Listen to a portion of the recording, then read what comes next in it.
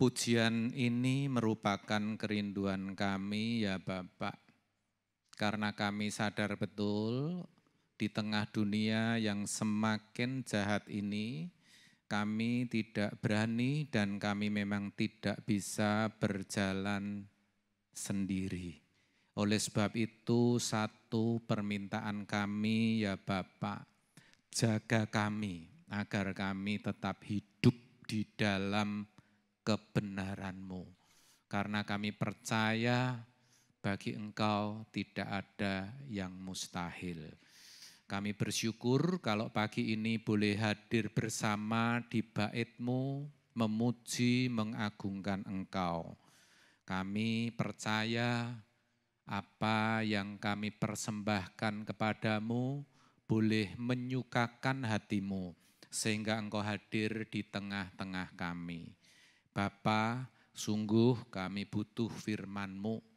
Berbicaralah kepada kami semua, sampaikan pesan-pesan-Mu melalui anak-Mu ini. Sembunyikan di balik salib-Mu, tambahkan hikmat-Mu, urapilah kami semua ya Bapak.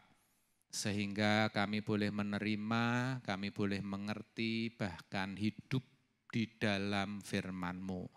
Hidup kami diubahkan, semakin hari semakin mengerti akan kehendak-Mu.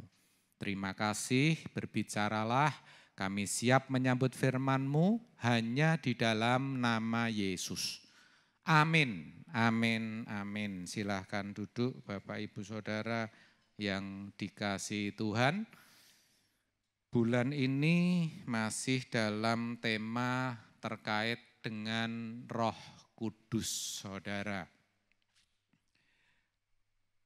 Dan pagi ini kita akan belajar dengan tema penuh dengan Roh. Kalau saya bertanya kepada Bapak Ibu Saudara, apakah Bapak Ibu Saudara mau penuh dengan Roh? Nah, saya percaya Bapak Ibu Saudara sekalian, saya yang pertama tentu kita mau. Tetapi kenyataannya bahwa sangat sedikit, ya, tidak banyak. Bahkan kebanyakan orang Kristen, orang percaya itu belum atau kalau tidak boleh dikatakan tidak ya mengalami apa yang dinamakan penuh dengan Roh. Pertanyaannya kenapa kok bisa seperti itu, Saudara? Ya. Jawabnya sederhana, karena memang pada umumnya atau sebagian besar itu tidak memahami, tidak mengerti secara utuh ya apa yang dimaksud penuh dengan Roh. Kalau memahami, mengerti saja tidak, bagaimana kita bisa mengalami, Saudara? Ya, tentu kan enggak mungkin. Pertanyaan yang bisa muncul begini, lalu bagaimana atau apa yang dimaksud dengan penuh dengan Roh? Apa sebenarnya? Penuh dengan Roh itu yang bagaimana begitu? Nah, kita akan memeriksa, kita akan belajar satu firman Tuhan yang terambil dari Efesus 5 ayat yang ke-18.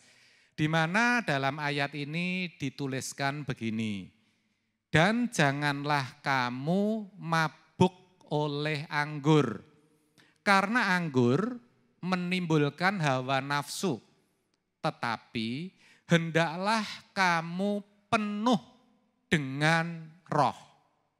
Bapak Ibu Saudara, ayat ini berisi dua keadaan atau dua kalimat yang dihubungkan dengan kata tetapi. Ya. Keadaan atau kalimat yang dihubungkan dengan kata tetapi itu menunjukkan bahwa keduanya itu berbeda, bahkan bertolak belakang. Ya kan? Kalau pakai kata tetapi. Itu berarti mabuk oleh anggur itu berbeda dengan yang namanya penuh dengan roh. Itu yang bisa kita dapatkan dari ayat tadi. Yang kedua yang bisa kita dapatkan bahwa kita bisa memahami, kita bisa mengerti apa yang dimaksud penuh dengan roh itu ketika kita memahami yang dinamakan mabuk oleh anggur. Begitu saudara. Jadi begini, kita semua tentu pernah melihat orang yang mabuk, betul saudara? Baik itu di jalan, di sekitar rumah kita, atau bahkan dialami oleh orang-orang dekat kita. Yang namanya mabuk oleh anggur atau mabuk karena arak, mabuk karena minuman keras, ya, itu semua pikiran, semua perkataan, perbuatan dan tingkah lakunya itu bisa di luar kesadaran, saudara.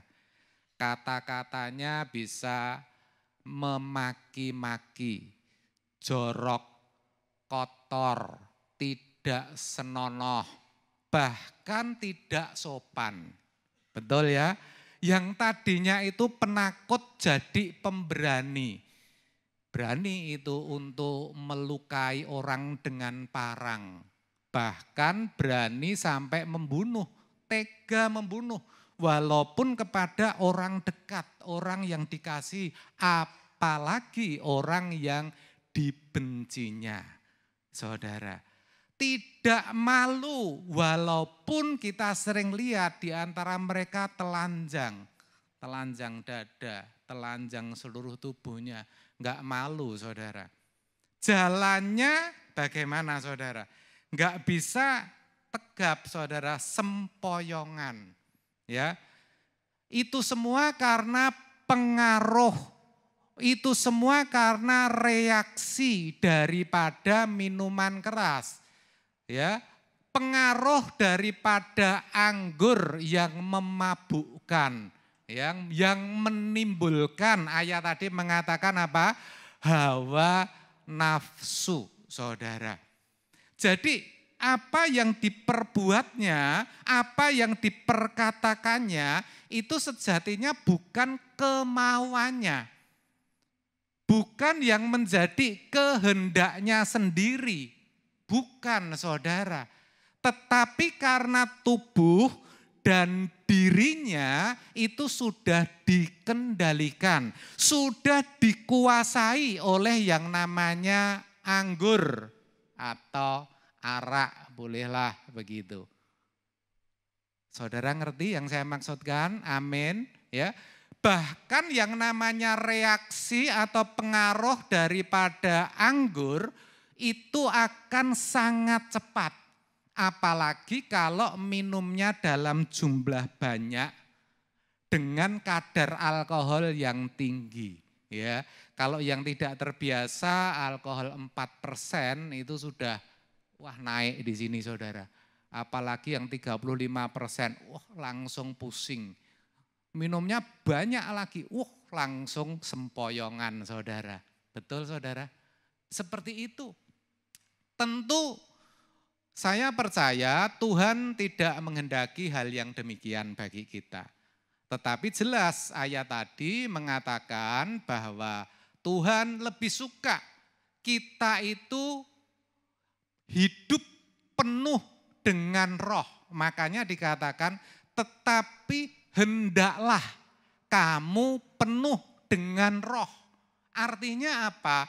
Artinya Tuhan mau supaya tubuh ini, diri kita ini dikuasai dan dikendalikan oleh yang namanya Roh Kudus yang ada di dalam diri kita. Ya. Jadi yang namanya orang penuh dengan roh itu pasti hidupnya oleh roh, saudara. Orang yang penuh dengan roh pasti hidupnya dipimpin oleh roh. Maka saya tuliskan di sini penuh dengan roh itu sama artinya dengan dikuasai atau dikendalikan oleh roh, sama artinya dengan dipimpin oleh roh, saudara. Atau hidup oleh roh, saudara. Ya. Nah, tetapi yang perlu kita tahu bahwa pengaruh ya daripada roh, reaksi daripada roh, kerja atau karya Roh Kudus itu berbeda dengan yang namanya anggur, saudara. Kalau tadi saya ceritakan kepada saudara, reaksi orang yang minum anggur itu sangat cepat, benar enggak saudara? Tetapi hidup penuh roh itu tidak bisa cepat, saudara. Enggak bisa. Walaupun seseorang itu sudah didiami oleh Roh Kudus, sudah didiami oleh Roh Allah selama bertahun-tahun. Karena memang jadi orang Kristen itu sudah lama, saudara. Kan ketika jadi orang Kristen kita diberi meterai Roh Kudus. Roh Kudus diam di dalam diri kita. Apalagi sejak kecil. Berarti tubuh itu sudah didiami Roh Kudus bertahun-tahun. Tetapi itu bukan berarti orang tersebut pasti penuh dengan roh, saudara. Atau hidupnya dipimpin oleh roh. Atau hidup oleh roh. Bukan, saudara. Ya. Nah, pertanyaan yang bisa muncul begini, kenapa sudah didiami Roh Kudus tetapi tidak atau belum juga penuh dengan roh? Ini kan penting, saudara. Kalau kita renungkan, kita barangkali bisa berkata, kok bisa gitu ya Pak? Kok aneh ya Pak? Kenapa sudah ada Roh Kudus kok tidak bisa penuh dengan roh? Kok hidup saya tidak dipimpin oleh roh? Kok hidup saya ini tidak dikuasai atau dikendalikan oleh roh? Padahal anggur saja bisa mengendalikan orang dengan cepat, saudara. Pertanyaannya kenapa, saudara? Nah, yang pertama, saudara, harus kita tahu bahwa untuk penuh dengan roh, seorang itu harus memberi diri. Di dalam Galatia 5 ayat 18 dikatakan, akan tetapi jikalau kamu memberi dirimu dipimpin oleh roh, ya maka kamu tidak hidup di bawah hukum Taurat. Kita ambil bagian yang pertama. Tadi sudah saya jelaskan bahwa orang yang penuh dengan roh itu hidupnya pasti dipimpin oleh roh. Lah di sini dijelaskan, orang bisa dipimpin oleh roh itu kalau memberi diri. Artinya mau. Amin. Artinya memiliki keinginan untuk dipimpin oleh roh.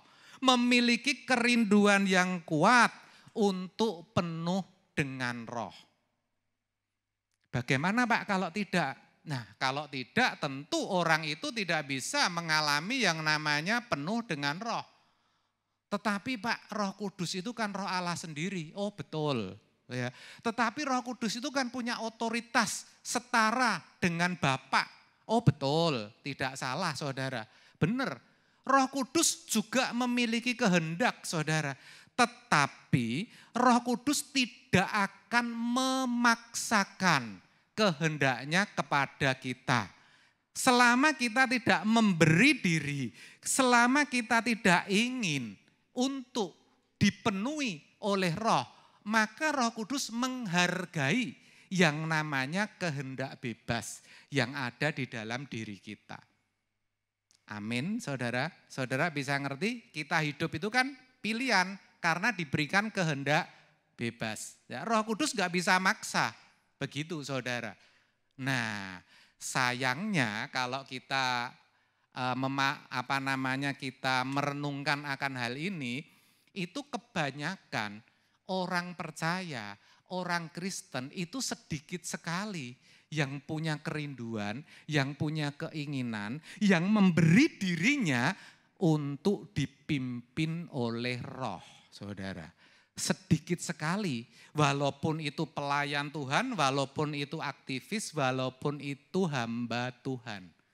Sedikit, saudara, harus kita akui secara jujur. Yang banyak keinginannya apa, Pak? Ya macam-macam.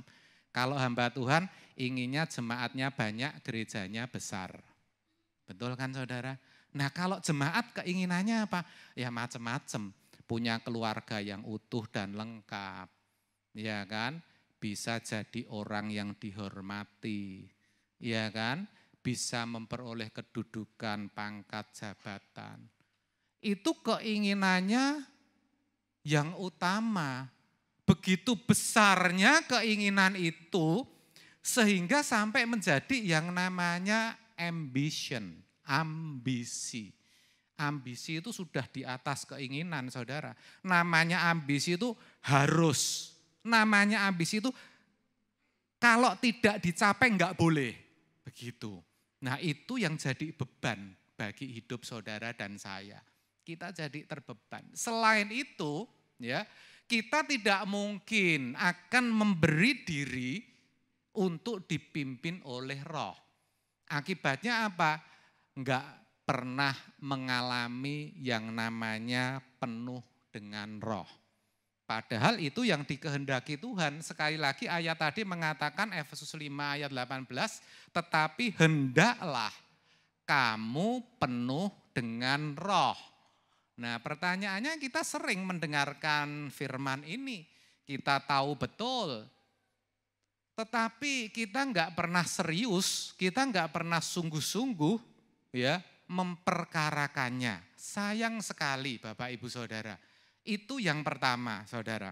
Yang kedua, kenapa sudah didiami Roh Kudus tetapi tidak kunjung penuh dengan Roh? Yang kedua, harus disadari bahwa yang namanya penuh dengan Roh itu sesuatu yang natural dan bukan mistis. Natural itu artinya alami. Natural itu artinya wajar. Wajar itu artinya bisa dialami oleh siapapun juga.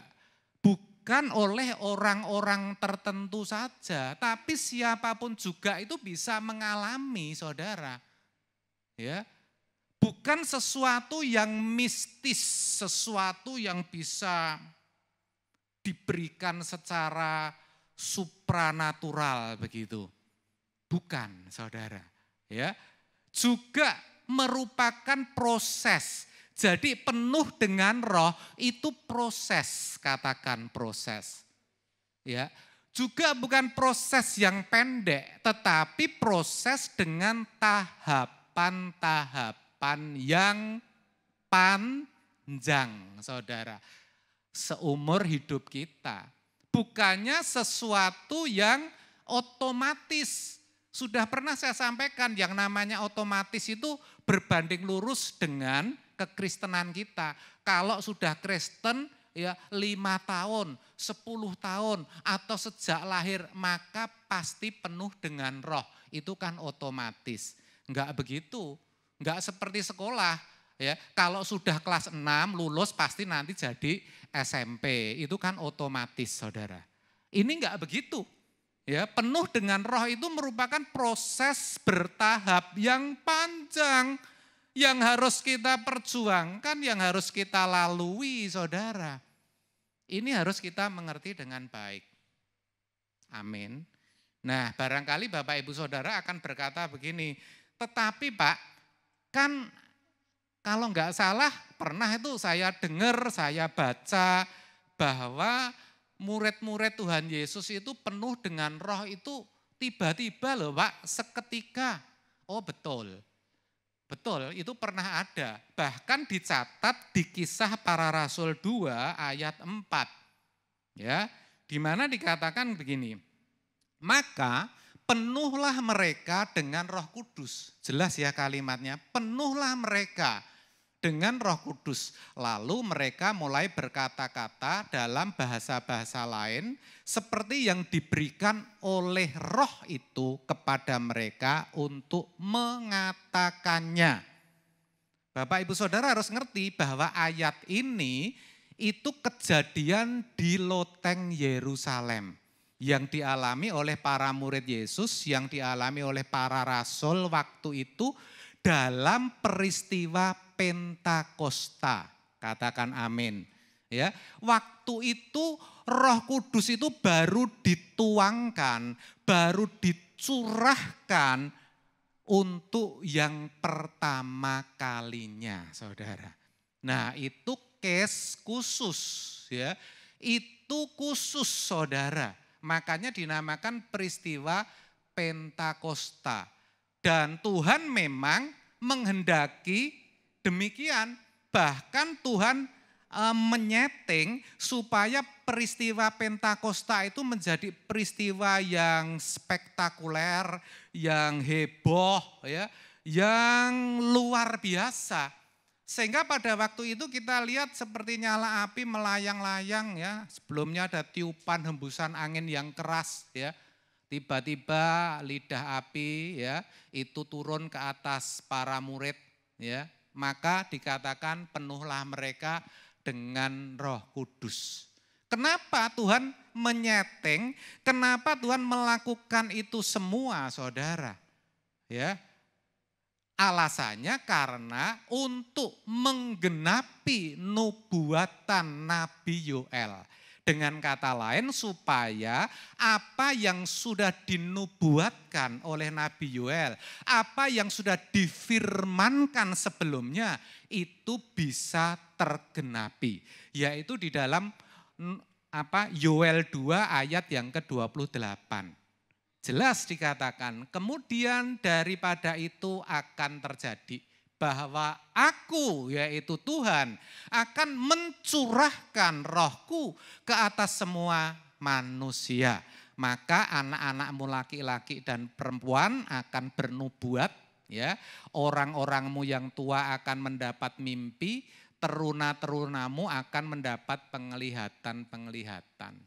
Saya kasih tahu ya Saudara, peristiwa Pentakosta itu cuman sekali dalam sejarah dunia. Jadi enggak mungkin akan terulang lagi.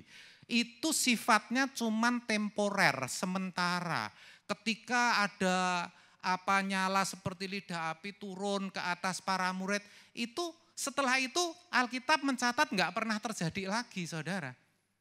Juga ketika para murid bisa berkata-kata dengan bahasa-bahasa yang baru, di mana mereka sejatinya tidak tahu. Tetapi orang Arab, orang Mesopotamia, orang Mesir yang hadir pada waktu itu, mereka bisa mengerti karena itu bahasa mereka sendiri.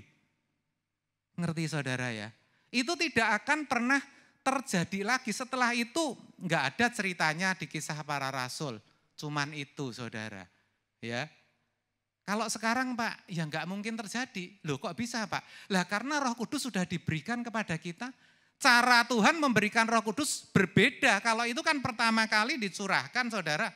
Kalau sekarang enggak, ketika setiap orang mengaku dengan mulut, percaya dalam hati bahwa Kristus Yesus adalah Tuhan, secara rohani, secara iman, ya, dia harus percaya bahwa Roh Kudus telah dimeteraikan, Roh Kudus telah diberikan, Roh Kudus telah dicurahkan di dalam dirinya, Saudara. Ya, selain alasan itu, yang Tuhan mau itu ketika seseorang penuh dengan Roh itu mengalami perubahan secara permanen, Saudara. Perubahan secara permanen. Menjadi manusia yang diubahkan, menjadi manusia yang lahir baru, menjadi manusia baru yang mengenakan kodrat ilahi, ya, permanen. Dan kalau kita melihat kisah di Alkitab, ada orang-orang yang penuh dengan Roh. Sebut saja misalnya Yusuf. Di Kejadian 41 ayat yang ke-38. Yusuf ini dikatakan di Alkitab penuh dengan roh. Sampai-sampai Firaun itu bisa ngomong. Mungkinkah kita itu mendapat orang seperti ini, seperti Yusuf? Seorang yang apa saudara? Penuh dengan roh. Jelas sekali.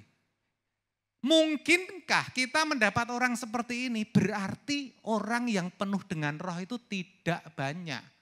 Benar saudara? Iya saudara, betul ya. Tetapi Yusuf penuh dengan roh. Pertanyaannya bagaimana Firaun bisa tahu kalau Yusuf itu penuh dengan roh?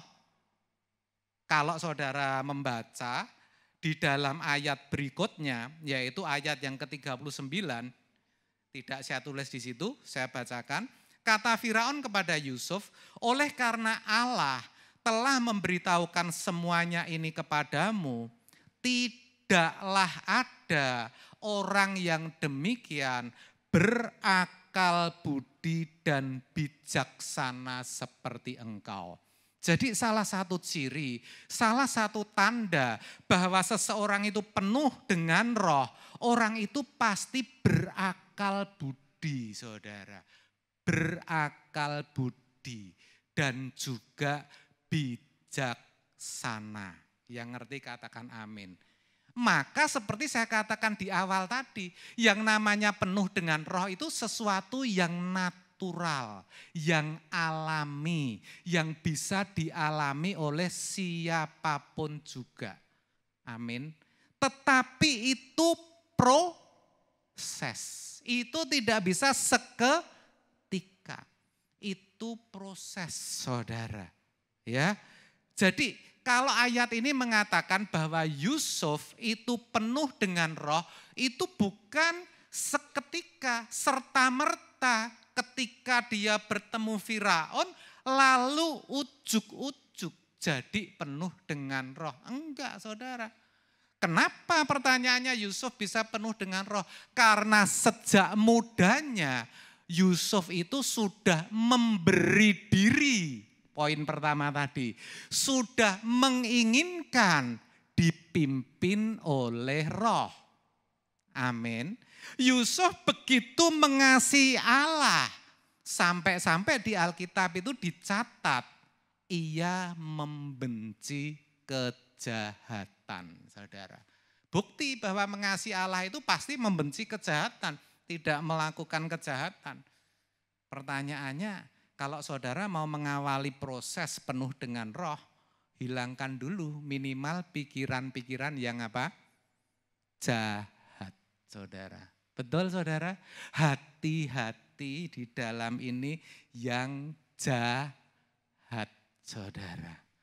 Yang maunya melukai orang. Benar saudara, itu harus dimatikan terlebih dahulu. Betul? Amin, bisa ngerti ya. Contoh lain Pak ada. Daniel 4 ayat 8. Yang kepadanya Nebukadnezar itu mau menceritakan mimpinya. Juga jelas kok sama, dikatakan bahwa Daniel itu penuh dengan roh para dewa. Amin saudara. Penuh dengan roh para dewa itu kan perjanjian lama. Kalau perjanjian baru penuh dengan roh kudus. Tandanya apa? Kalau Daniel itu penuh dengan roh. Tandanya Daniel itu penuh hikmat. Waktu Nebukadnezar itu mimpi, nggak ada yang bisa tahu arti mimpi itu. Lalu dia berkata gini kepada ajudan-ajudannya, kira-kira begitu, hulu balangnya. Tolong kumpulkan para ahli-ahli jampi, orang-orang pintar yang berhikmat. Nah, benar enggak saudara? Artinya apa? Orang yang berhikmat itu orang yang berakal budi, orang yang bijaksana. Amin. Penuh dengan roh. Tetapi sama seperti Yusuf, ya Daniel itu tidak serta-merta langsung tahu-tahu penuh dengan roh para dewa. Enggak saudara. Tetapi Daniel mempunyai kebiasaan untuk tidak menajiskan dirinya. Untuk tidak menyentuh apa yang kotor dan yang najis, saudara. Jelas ketika dia dipanggil pertama kali, dia diperlakukan sebagai orang khusus, diberi santapan raja. Tetapi ya, Daniel saat itu mau atau tidak, saudara? Tidak mau, menolak. Ya, menolak untuk apa? Makan pelabur daripada raja. Dia memilih untuk makan sayur-sayuran, saudara. Makan sayur-sayuran itu menunjukkan ketidaknajisan. Amin, saudara. Saudara suka sayur-sayuran? Halo? Atau sukanya yang enak-enak begitu ya, saudara? Nah, ini penting. Jadi bicara kudus itu bukan mengasingkan diri ke tempat sunyi, enggak makan, enggak minum, enggak. Daniel ini makan minum, saudara. Tetapi yang dimakan dan yang diminum yang berguna bagi tubuh. Bukan yang ditolak oleh tubuh. Amin. Nah pertanyaannya yang saudara makan sehari-hari itu yang diterima tubuh atau ditolak tubuh, saudara? Halo? Iya, itu susah ya, saudara. Saya juga masih belajar terus dan sering gagal, saudara. Ya tahu yang enak-enak gitu ya, yang najis gitu. Aduh dimakan. Susah ya, saudara ya. Tetapi kalau kita tahu kebenaran, kita bisa lebih hati-hati. Amin, saudara. Kita bisa berusaha, saudara, kan begitu. Lalu yang ketiga, ya, kenapa sudah didiami oleh roh, tetapi tidak kunjung penuh dengan roh? Jawabnya masih terkait dengan tadi, karena orang itu tidak hidup dalam kekudusan. Bahkan berpikir bahwa kekudusan itu hanya Tuhan. Manusia enggak mungkin kudus. Ya, pikirnya yang namanya kudus itu apa ya, yang seperti saya katakan tadi, bersih luar dalam, enggak ngapa-ngapain. Nah kalau kudus itu seperti itu, maka orang-orang yang sibuk, orang-orang profesional, mereka yang bekerja siang malam, tentu enggak bisa kudus karena masih terikat dengan pekerjaan, masih terikat dengan keluarga. Benar enggak, saudara? Jadi yang namanya kudus itu apa? Sesuai dengan pikiran dan perasaan Allah. Semua boleh kita kerjakan, tapi sesuai dengan kehendak Allah atau tidak. Ya, jadi di dalam Alkitab juga dikatakan itu, ya, di dalam Efesus 5 ayat 17, di mana sebab itu janganlah kamu bodoh, tetapi usahakanlah supaya kamu mengerti kehendak Tuhan. Ya. Pakai pakaian pendek segini boleh enggak di atas lutut? Lah kira-kira Tuhan disenangkan enggak? Jawabannya gitu. Kalau menurut saudara disenangkan, silahkan. Makanya di dalam kekristenan enggak ada aturan atau batasan-batasan. Oh enggak boleh pakai topi kupluk gitu. Bukan, saudara, pakai boleh. Tuhan disenangkan enggak? Kalau disenangkan jenengan pakai, kalau enggak jangan. Barangkali di dalam keyakinan lain ada batasan-batasan seperti itu. Betul enggak, saudara? Oh jangan makan ini, enggak boleh, najis, kotor misalnya begitu. Nah kalau kita enggak seperti itu, seperti yang saya katakan tadi. Mendatangkan kesehatan atau tidak, sesuai pikiran Tuhan atau tidak. Kalau enggak ya jangan. Amin, saudara. Tahu ya? Lah lalu intinya kehendak Allah itu yang seperti apa? Di dalam Roma 12 ayat 2 dikatakan, supaya kamu bisa membedakan kehendak Allah. Apa yang baik, yang berkenan, dan yang sempurna. Jadi kehendak Allah itu yang baik, yang bisa diterima oleh Allah, maksudnya yang berkenan, dan yang tidak bercacat, tidak bercela, sempurna. Jadi grade atau standar minimal orang Kristen itu baik dulu. Ya, jadi untuk penuh dengan roh ini proses dari baik menjadi berkenan, menjadi sempurna. Proses yang panjang, saudara. Kalau orang Kristen sudah tidak baik, yang seperti apa Pak yang tidak baik? Masa saudara nanya, kan saudara sudah tahu sendiri ya saudara ya. Iya, gitu. Itu sudah harga mati saudara. Kartu mati. Kalau memang orangnya sudah enggak baik, harus minimal baik. Baru bisa menjadi berkenan. Segala yang dikerjakan, diupayakan, bisa menyenangkan hati Tuhan. Baru itu dipertahankan. Ya, susah Pak? Enggak susah. Sangat susah saudara. Tetapi bukan berarti mustahil. Bisa saudara. Kalau enggak percaya saudara coba ya. Selama sehari, sore hari saudara renungkan kembali apa yang saudara kerjakan dari pagi sampai malam. Entar saudara perkarakan kepada Tuhan. Tuhan, tadi yang aku kerjakan itu melukai engkau atau tidak, menyenangkan hatimu atau tidak.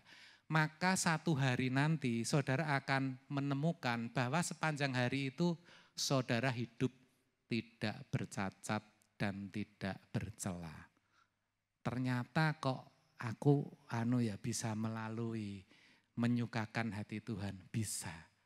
Ya, jadi kita memang pelan-pelan saudara, proses panjang ya. Pertanyaannya bagaimana Pak? Apa yang bisa menolong kita supaya kita bisa hidup tidak bercacat dan tidak bercela? Jawabnya ada di Efesus 5 ayat 15. Karena itu perhatikanlah dengan seksama, perhatikanlah dengan sungguh-sungguh bagaimana kamu hidup. Janganlah seperti orang bebal, orang yang tahu kebenaran tapi tidak menghidupi. Tetapi seperti orang arif. Orang arif itu orang bijaksana. Orang bijaksana itu orang berhikmat. Hikmat yang sejati adalah hikmat dari Tuhan. Di mana dikatakan dalam Amsal 2 ayat 6, karena Tuhanlah yang memberikan hikmat. Dari mulutnya datang pengetahuan dan kepandaian.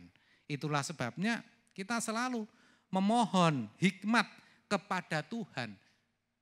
Lalu kalau dikatakan perhatikanlah dengan seksama bagaimana kamu hidup.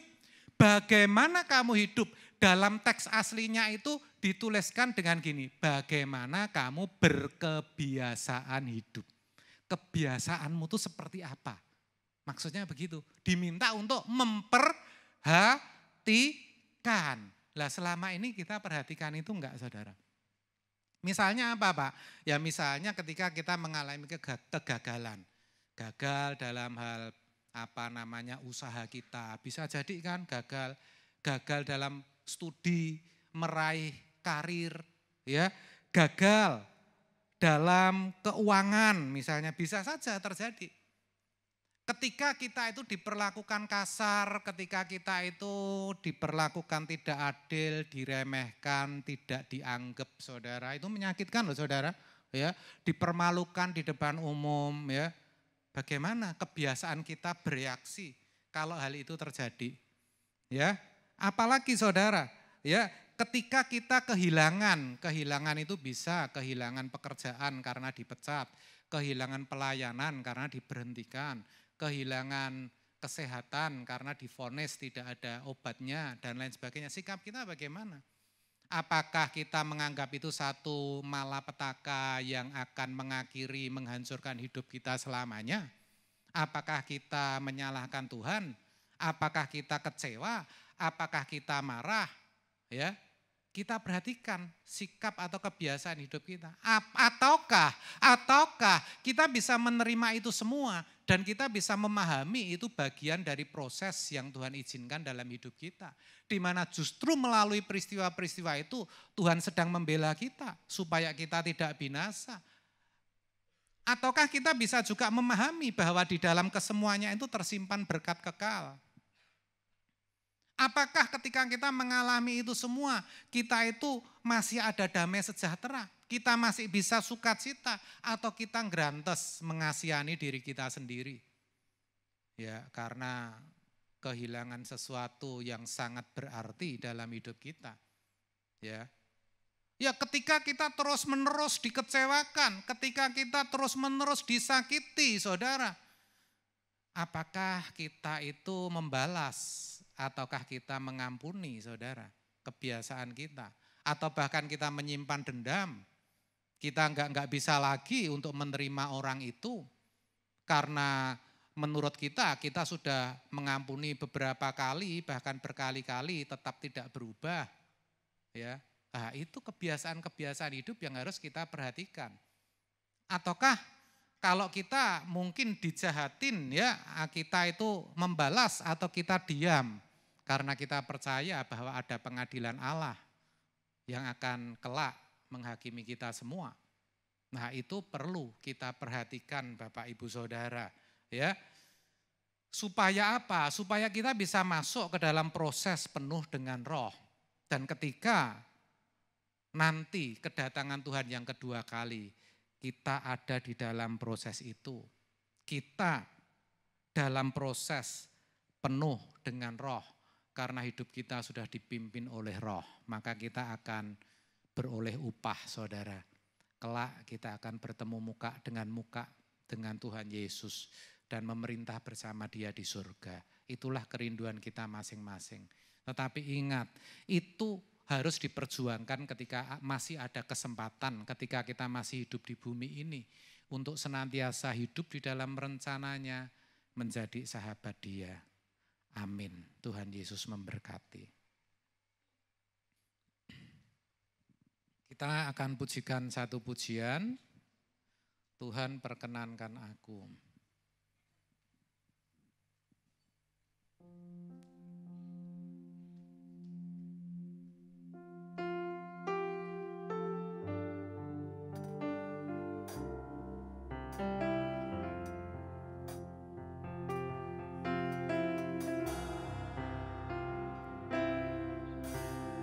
Tuhan, perkenankan aku selalu ada di samping-Mu.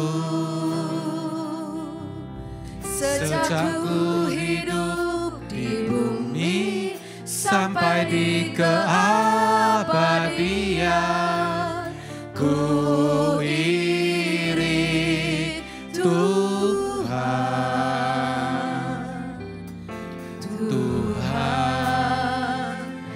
pegang janjiku setia sebagai sahabat-Mu, senantiasa bersama menunaikan tugas Bapa selesai akhirnya.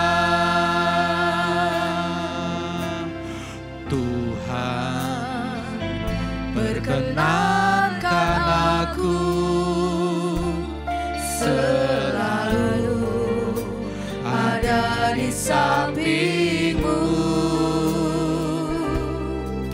Sejak ku hidup di bumi sampai di keabadian,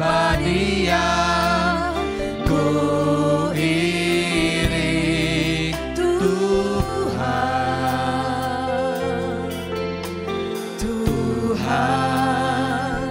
Ku pegang janjiku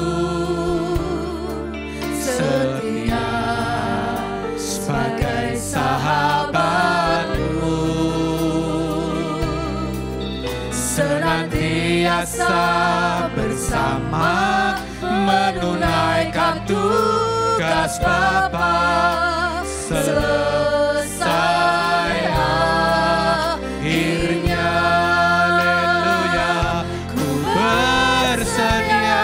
Hidup kudus tak bercela, takkan lagi dalam percintaan dunia. Ajarku berpikir seperti dirimu, bawaku Tuhan dalam bersedia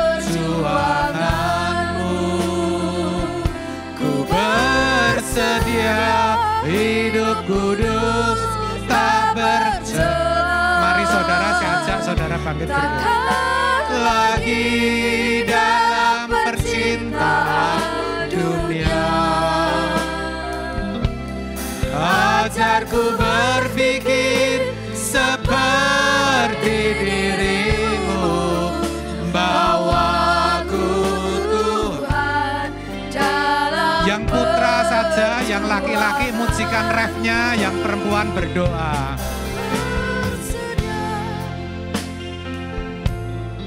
Tak bercela, angkat tanganmu. Takkan lagi dalam percintaan dunia,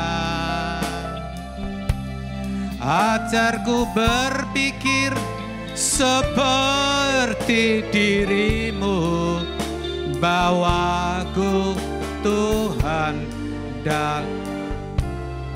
Yang wanita pujikan, yang laki-laki renungkan dan berdoa. Berserah, hidup kudus tak bercela, takkan lagi dalam percintaan dunia, ajarku berpikir seperti dirimu, bawaku Tuhan dalam perjuanganmu. Saudara, barangkali keengganan atau kenapa kita tidak memiliki kerinduan untuk penuh dengan roh, itu karena kita tidak mengerti bahwa sejatinya ketika kita penuh dengan roh, itu hidup kita, apa yang kita alami itu lebih daripada yang ada, saudara. Damai sejahtera Allah yang melampaui segala akal itu akan terus kita alami. Kita bisa tetap bersukacita di tengah keadaan yang tidak nyaman. Ketika segala sesuatu yang kita harapkan tidak terjadi. Ketika apa yang menjadi harapan kita ya tidak terpenuhi. Kita masih bisa merasakan suasana surga. Itu sebetulnya lebih dari segalanya. Bukankah percuma kalau kita memperoleh segalanya tetapi hati kita gelisah, penuh kekhawatiran dan ketakutan. Saudara, itulah sebabnya Tuhan menghendaki kita penuh dengan roh. Dan itu proses panjang dan tidak mudah. Sebab itu harus segera kita mulai selagi kesempatan itu masih ada. Mari kita pujikan refnya. Lebih sungguh lagi. Bersedia Hidup kudus tak bercela. Inilah satu-satunya jalan. Takkan lagi dalam percintaan dunia, ajarku berpikir seperti dirimu, bawaku Tuhan dalam perjuangan. Mari kita angkat tangan kita. Ku bersedia. Engkau melihat tangan-tangan yang terangkat ya Bapak, yang benar-benar ingin berubah, yang benar-benar merindukan penuh dengan roh. Tolong kami Tuhan, tolong perjuangan kami, sehingga kami boleh sempurna seperti Engkau, sehingga kami boleh hidup di dalam kekudusan dan penuh dengan roh. Tolonglah kami, pegang tangan kami, berikan kekuatan kepada kami. Di dalam nama Yesus, terimalah kekuatan itu. Di dalam nama Yesus, Engkau pasti sanggup. Di dalam nama Yesus, Tuhan terus pimpin hidupmu. Tuhan berkati hidupmu. Tuhan berkati pergumulanmu. Apapun yang menjadi permasalahan dalam hidupmu, Tuhan tolong, Tuhan berkati. Di dalam nama Yesus, percayalah. Percayalah saudara. Ketika kita sungguh-sungguh memohon kepada Tuhan, tidak mungkin kalau Tuhan itu diam,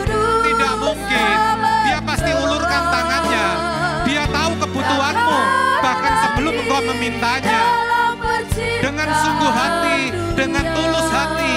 Katakan kepada Tuhan, Tuhan tolong saudara di dalam nama Yesus, di dalam nama Yesus. Haleluya, haleluya. Turunkan tangan saudara. Sekali lagi, ku bersedia. Sedia hidup kudus, tak bercela. Takkan lagi dalam percintaan dunia. Ajarku berpikir seperti dirimu, bawaku Tuhan dalam perjuanganmu. Ku bersedia hidup kudus tak bercela.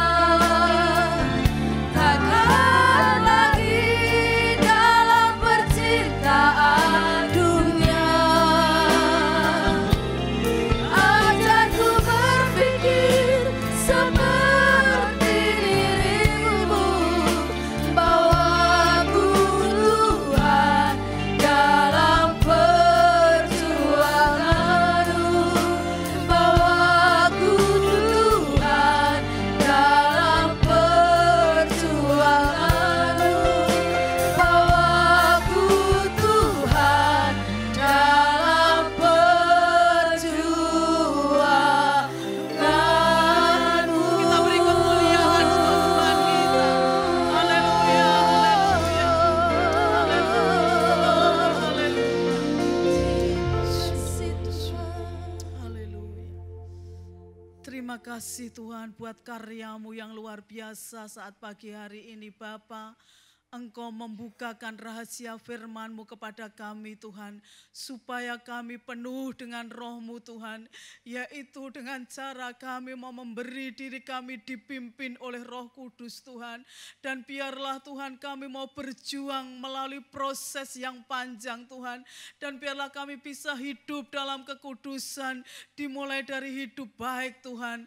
Terima kasih Bapa, meteraikan firman-Mu dalam hati kami, sehingga semakin hari hidup kami semakin dipenuhi oleh Roh Kudus. Terima kasih Tuhan, meteraikan firman-Mu dalam hati kami, dan Roh Kudus yang membimbing kami, membawa kami Tuhan belajar dan berjalan sesuai dengan kebenaran-Mu. Terima kasih Bapa. Berkati hamba-Mu yang sudah menyampaikan isi hati-Mu Bapak Bambang Tuhan, dalam pelayanannya senantiasa Tuhan pakai dengan pengurapan yang daripada-Mu Tuhan. Engkau sendiri Tuhan yang menaruh roh-Mu dalam kehidupannya Tuhan, untuk diajarkan kepada kami Tuhan. Terima kasih Tuhan, berkati pergumulannya, berkati kesehatannya, berkati keluarganya, dan berkat yang sama kami terima di dalam nama Tuhan Yesus Kristus yang sudah diberkati oleh firman Tuhan. Bersama-sama kita katakan amin.